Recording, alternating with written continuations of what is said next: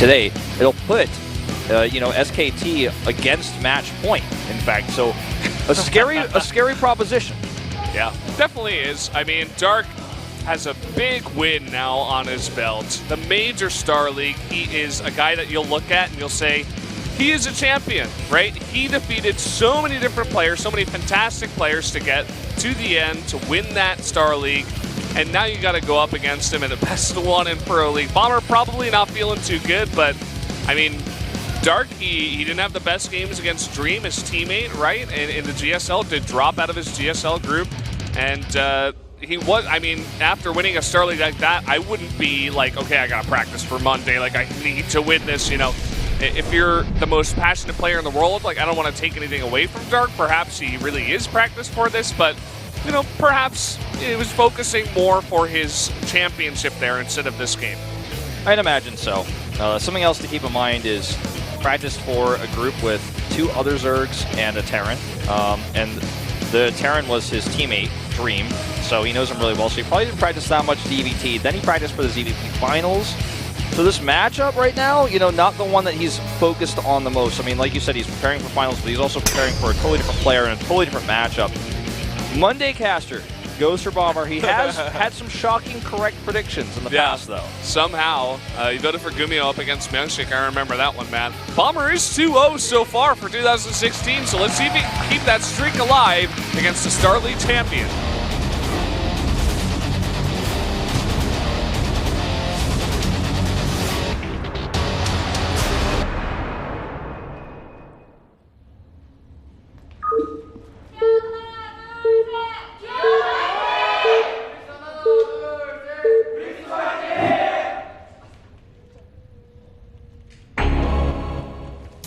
Down here in the bottom left, in the orange, it is Dark. With the F there on his top right shoulder. And up to the top right in purple, it is Bomber with the F for Freaks. The top. Yeah, it is the Phil's Fila, or I don't know if it's an S or an A. I think it's Phil's. And that's not his shoulder, it's his chest. Right. Yeah. Got to get my anatomy down here, Wolf. I've been focusing too much on Starcraft. I mean, you know, it's towards his shoulder. It happens. So, Bomber 2-0. Oh my God! Fans out in the studio from all over the world. Hello. Sometimes you gotta bring mom to watch Pro League. Sometimes you just gotta do it, man. Sometimes you have to. Like, sometimes you're down here every day. She doesn't know what you do. Then eventually you're like, hey, Mom, let's go to Pro League. And she's like, what? You want me to come? And you're like, yeah, we should do it. Mom's like, I don't know. You're like, Mom. Mom, remember when I was younger and I went to your garden club meeting that one time when I did just play my Game Boy the whole time? And then I asked you to buy me batteries on the way home and you did it because you're a good mom. But, like, remember that time I went to garden club with you? Yeah, it's time to come to Pro League. Like, Mom, remember that one time you made me go to that friend's house? I didn't really like him that much, but you were friends with, you were friends with the neighbor, so I went to his house, and, like, he didn't even have a PlayStation, so I brought my N64 over, and, like, it was awkward because he's terrible at games. I'm like, Mom, remember that? Yeah. You gotta come down to Pro League. Yep.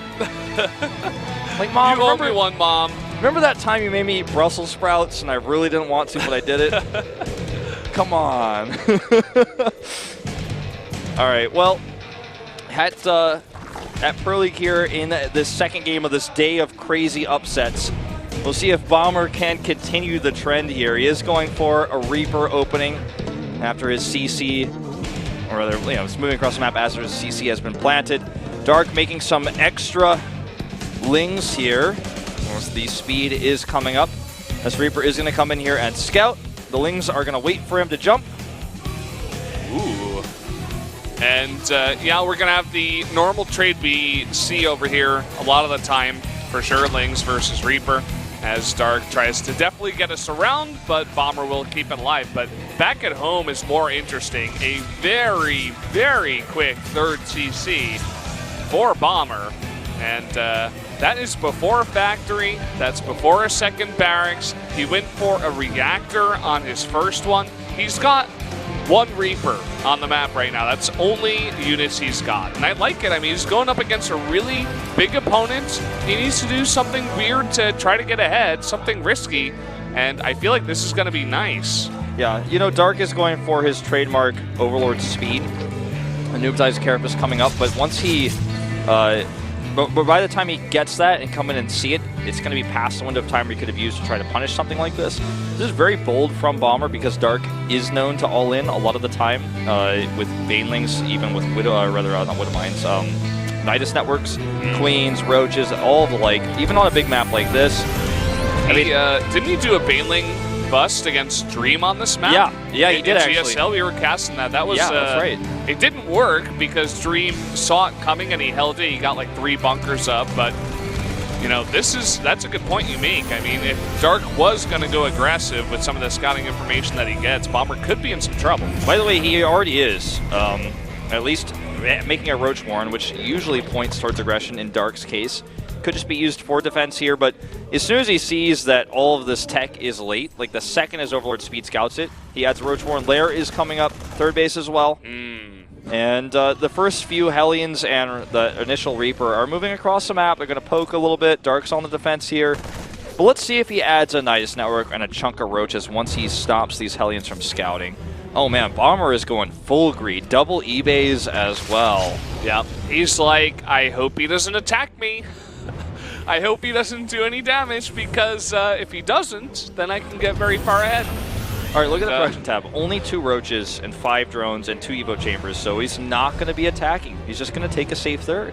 Bomber can be very happy with this. Yeah, he definitely can be. I mean, Dark very consistent scouting here. And, you know, I mean, it's Dark. He sees that as the right thing to do. He's like, you want to go into a macro game against me? Fine. I'll do it. If that's really what you want, Bomber, if you're not going to cheese me, then I'll just do it. I really don't care. That's just fine. And you can respect that, too. I mean, he knows that he's playing from a slight deficit, but, I mean, he's been droning really hard, too, from the scouting information that he got. He's like, he's not going to kill me in forever. He's not even going to attack me. I have nothing to be scared of. Can he block it? Can he block it? Oh, he blocks it. Sorry, I had to do some play-by-play on that. Yeah, nice job. Is going to be cleaned up very slowly there. Yep, there it goes down the CC finally. That third base he took so long ago can now finally land it. Just a few Roaches defensively out here, getting the Roach upgrades and an infestation pit. Yeah, that's got to be Hive. I mean, we've been seeing fast 3-base Hive from Dark a couple of times. I think he did it in a couple of his games against Dream, or at least one of them. And we've been seeing it more and more lately. We saw it out of someone else. I forget who exactly. I think it might have been Rogue. Yeah, he did it against Keen on Lilac Crest when they were across spawns. Becoming more and more popular lately. You get out a couple of infestors. No, I always forget the name of the energy upgrade for the pathogen glands. Pathogen glands. I always call them glands something. Pathogen glands. You know, you skip that. You get out the infestors. You let them generate that energy just naturally, and you get out the Hive as fast as you possibly can because. You know, I've heard from a lot of people that Ultras are really good. Yeah. And they are. They really are. If you watch a lot of this matchup, they do quite a number against Terran. He has Infestors out here. Without the energy upgrade, I don't know if he's going to be able to hold this base. There are plenty of Roaches here. I mean, he needs more than this, though. This is the problem. There's 1 upgrades as well. Okay, the rest of the Roaches come over, and he will defend this. He doesn't have any Ravagers, and Ravagers are usually what you pair the Infestors with because the Infestors lock down the Mid-X and the Ravagers kill. Okay, there come the Ravager Cocoons. Just 3 of them, but that should be enough with good fungals. Another attack coming across the map, though, and Bomber is not stopping on this aggression. He knows Hive is on the way. He knows this is a vulnerable time for Dark, so he wants to hit really, really hard. Yeah, and he knows that with this build, you delay the Baneling Nest for as long as you possibly can. Only finishing up now for Dark. He is making a swell of Lings. No doubt is going to morph some of them into Banelings as he sees the aggression coming for Bomber here. But here comes the a huge bungle and 2 Ravagers, and they both go down instantly. That's all you need to actually clean these drops up with good fungals. Bomber going to try to find damage over here at the 4th base, but won't get anything. He's lucky there's no fungals or Ravagers here. And the Ultralisk Cavern is underway. Yeah, this is what I was saying. I'm like, Dark's like, okay, you really want to go in a macro game against me? Are you sure, Bomber? Okay. And then you see the fungal, and he like makes 2 Ravagers that finish up right as the second drop comes in, and the fungal links up perfectly. I mean, this guy is on another level these days, Wolf. Yeah.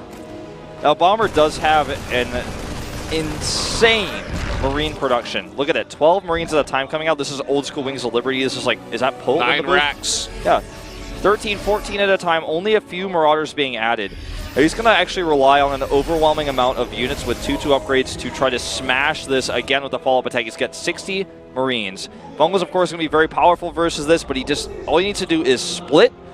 And the question is, can you, with such a Marine-heavy army, beat Ultras? Ultras got more armor, and Marauders got nerfed because their rockets are 2 shots, which means the armor applies twice. So it looks like Bomber is trying to fight this by avoiding Marauders mostly and just having a big Marine split and try to use that DPS density to destroy those, but it's weak against these Infestors, so he needs to split like a god in order to win this upcoming fight. I think Dark needs more Banelings. He was morphing a couple of them. Here are the first couple of Fungals. Is going to shoot out some of those corrosive biles, but you can already see Bomber pre-splitting here. He's going to stim in. Really nice concave. Yeah, there's just not that many. Okay, here comes a Fungal.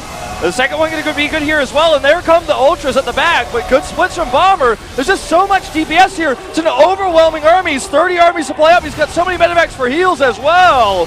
And a lot of those Marines are very, very low. There's the second Fungal, but as you said, just so many medevacs and just way too many units as Bomber found the counter to Dark here. Looks like he may just have. Well, it's not over yet. Here come the rest of these units out, but look at that, just so many medevacs. Every unit is in the red, but not for long with this much healing above this army. And he just pre-splits. He has an overwhelming force. There were only 3 Ultras. And it looks like he has countered to a certain extent what Bomber has built here. More reinforcements coming across the map. Some of them do get caught here, but this is just too much damage sustained already, I'd say.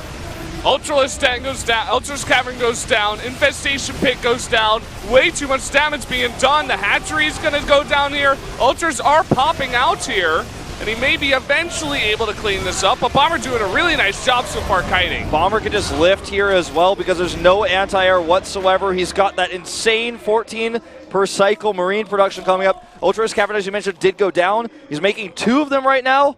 Dark panicking perhaps a little bit here. Don't forget that Bomber never took a 4th base, and Dark, he still has 71 drones on the map, and Ultras are always going to be very efficient. And also, Bomber didn't clear up the creep spread. So this game isn't over by any means. This is definitely a game Dark could come back in. Yeah, especially as he gets back on his feet here and makes those Banelings that he needs. He's not going to have the Fungals, but as you said, very important, creep's still out on the map. And Bomber, there's never going to be a good place to fight on the left side of the map, ever. With this many Banelings now out on the map, he's struggling to find a place, and I think he may just have to boost out of there. So Dark does hold. This is a really interesting choice to have these Ultras rallied across the map. It takes them forever to get over there. Let's see if we can find damage here at the 4th base. It's not a whole lot of splitting going on over here, and the army is small. But look at this drop here in a corner where the Ultras can't really fight. Only one here. Baneling's coming over, but still, look at how powerful these Ultras are with the armor upgrades. 3 Ultras by themselves walk across the map and shut down the 4th base of the Terran. And they're doing more than that. I mean, they're killing the production here. Bomber's going to have to send units home. And he can be very glad there's no anti-air to stop these medevacs. Yeah, he really can. Second Ultraless Cavern is going to go down. It's fine. He's got another one. Drop is coming into the 4th base as he attempts to find damage here, but the Ultras can squeeze through this little path, it seems. And I mean, look at the supplies. Yeah, Bomber's finding good harassment here, is finding good damage, but Dark is catching up. These Ultras are being efficient. If they don't die, as long as when he saves them before they die, if they get low, you just run them away. They're just more cost efficient than anything that Bomber has built. And here comes that anti-air coming out, the Spire. Bomber's still ahead in this game, but I really feel like Dark is coming back. He's building an army. He has 9 Ultras. 9 Ultras. That's so hard to deal with. He's making another one. Bomber is coming across the map once again. He hasn't really saturated this 4th base. He's in fact flown out his main command center to deal with that. He hasn't even made another command center. And he's trying really attempting to end the game here. He does not want to transition, make ghosts, more liberators, none of that. He just wants to end it here, but there's already so many Ultras, as you said. Bomber's army in these drops, it's no longer there. This is his army. And to be honest, it's somewhat small. You know, it's not actually that big of an army. This Liberator coming in here, this is going to make this drop a lot scarier, but Bomber has 2-2 upgrades. He is getting +3 attack, But, you know, +2 armor for the Ultras, plus their Kaitina's plating, Yeah. they make them a lot tougher. And as you said, I mean, Spire's done, 8 Corruptors come out. This is going to be shut down. Like, even if he kills this base, which it looks like he will as long as he focuses down. Okay, there he goes. This will be shut down eventually by the Corruptors. Dark is just going to remake that. Here comes the follow-up attack, which is kind of scary. No Banelings out of the map, only 10 Ultras here. 4 Banelings on the way, +2 for the Ultras coming out. Again, all this creep spread going to make it very hard for Bomber to engage. He only has 1 Liberator here. It looks like it's going to go down right away. And here comes all these Ultras on creep with armor upgrades. And the Medivacs can't be used to lift with all these Corruptors here. But so much bio here, archiding all of these Ultras, focusing down one after another. And you were talking about that DPS density. Looks like he's got it in the form of Marines and Marauders. And with no Banelings left over here for Dark, looks like maybe this time Bomber can kill him for good. I think he will kill him for good this time. He's almost got pure Marauder here. And even fighting on creep there versus pure Ultras. There were no Fungals, as you mentioned, there were no Banelings. And Bomber has finally done it here. He will take this win. A closer game than it appears looking at the supplies. But he does break Dark, and Dark going to lose his hatchery. And yet another upset here at Pro League. There you go. Monday Caster was right. Bomber shows up again for his 3rd win in a row at Pro League.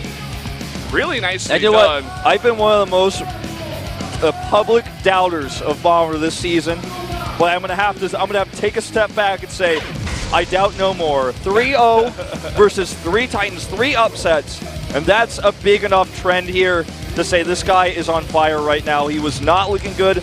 Was not fielded very often in round 1. Didn't have great results. No individual league results. But this round, round 2, a new start for Bomber. He's turned over a new leaf. A new start for Bomber and a new start for Afreeca, as both Bomber here and I forgot who won the first game. The Super up against Innovation. 2 gigantic upsets. And it's obvious that these players are preparing immensely for every game that they come in here in the best of ones. And you see that happen from time to time. We saw it last year and even the year before, where the team on top gets comfortable. They play their normal game, you know, but it gets predictable. And these lower teams, you know, they are also very smart. They're very skilled, and they just counter-build you. You're like, no, I know you're going Ultras. And Bomber's like, I'm just going to build a million barracks, make a 2-2 army, and attack you while you're just Ultra expanding because you think this is going to go into your, you know, fantasy, like, macro game that you love to go into.